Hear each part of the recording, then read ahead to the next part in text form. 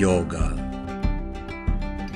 Thousands of years ago, the ancient yogis lived in the forest, mountains, and the caves of India. They observed the harmony of wildlife and nature.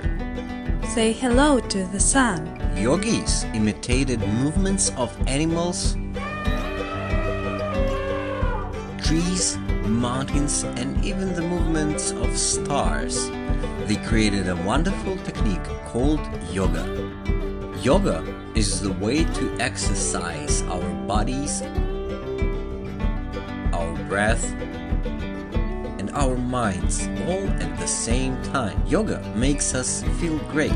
Practicing yoga poses and breathing exercises brings back harmony to our body and mind.